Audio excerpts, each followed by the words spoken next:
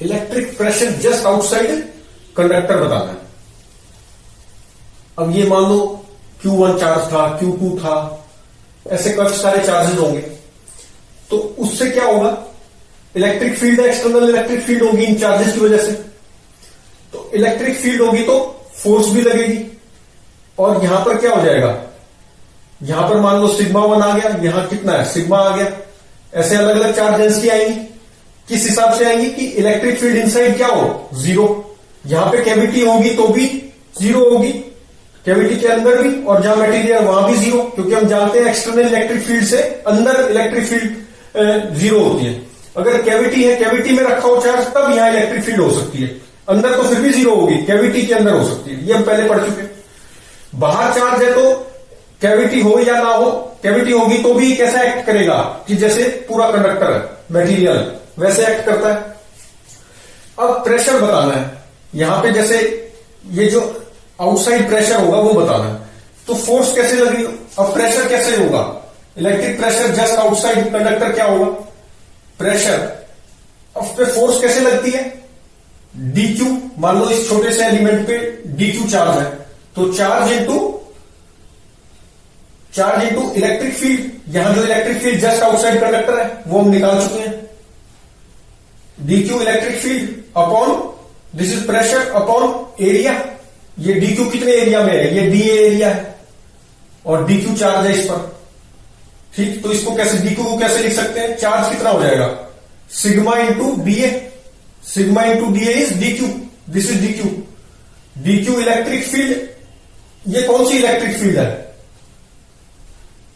Outside electric field. Outside से मतलब not of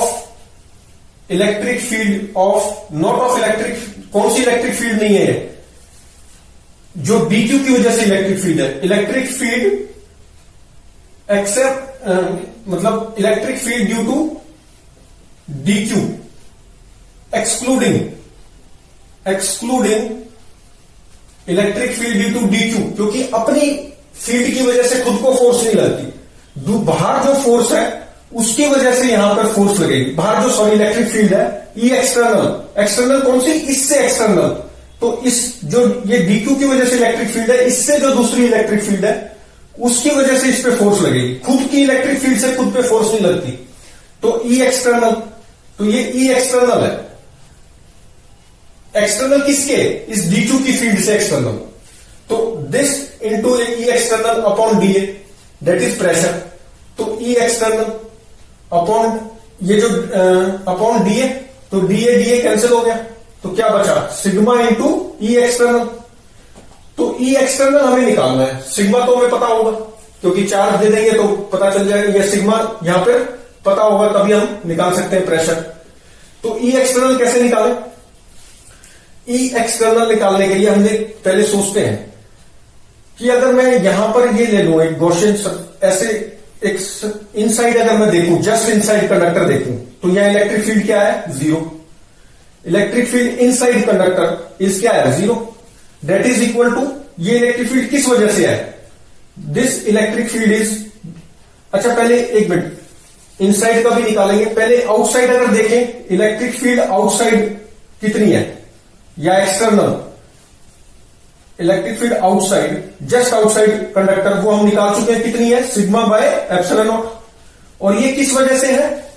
dq की वजह से जो इलेक्ट्रिक फील्ड है वो भी, और जो बची हुई external field, external electric field. तो electric field due to dq plus electric field external,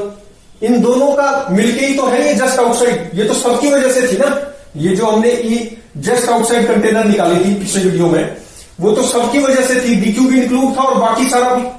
तो दिस इज ये चीज है। अच्छा अगर हम जस्ट इनसाइड कंटेनर यहां देखें तो इलेक्ट्रिक फील्ड क्या है, जीरो।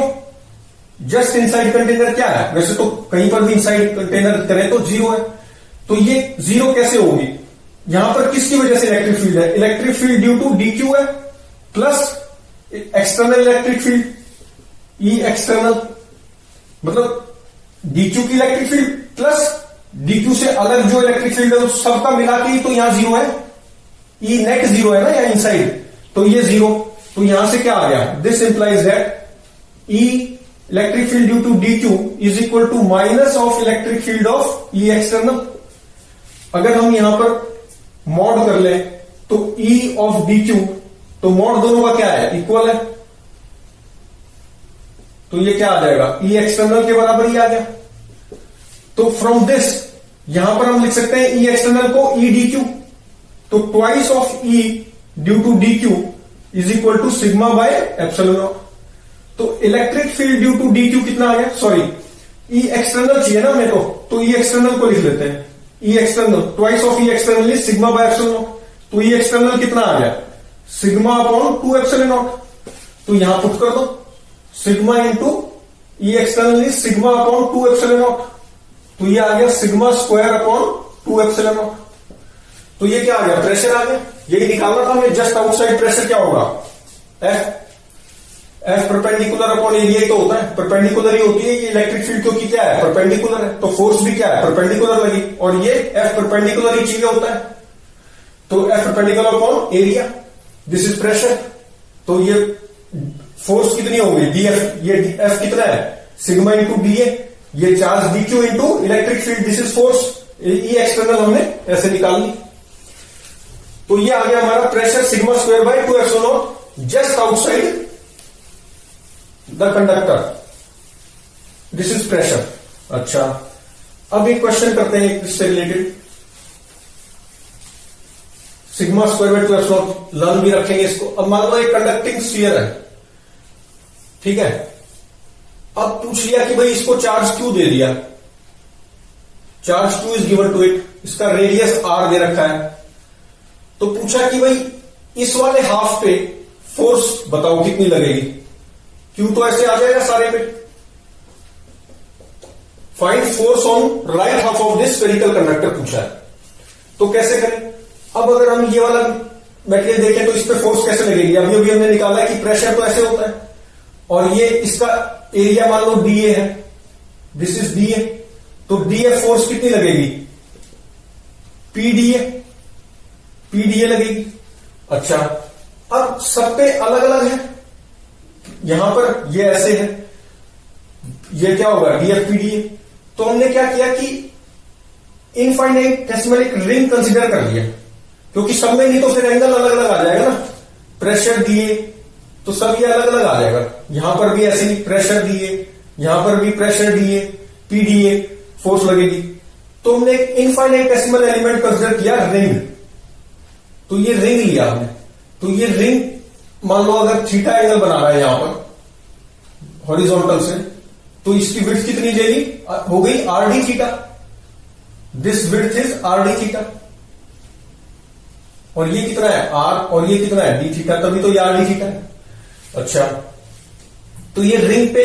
अब जो पीडीए लगा ये पूरी रिंग पे लगा है, तो अब निकालना क्या है कि फोर्स ऑन दिस, तो फोर्स कितना हो जाएगा, अगर डीएफ फोर्स लिखें तो पीडीए,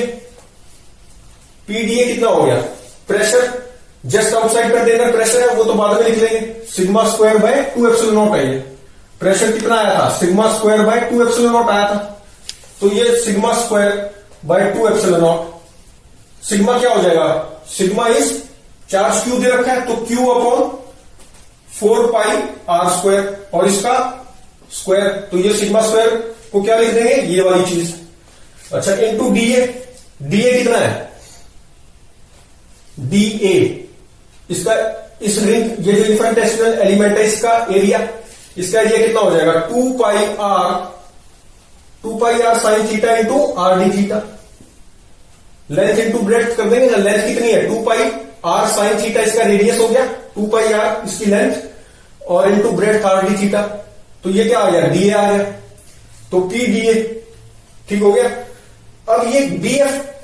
इस पूरे पे डीएफ लग रहा है, फिर इस वाले पे भी लगेगा डीएफ,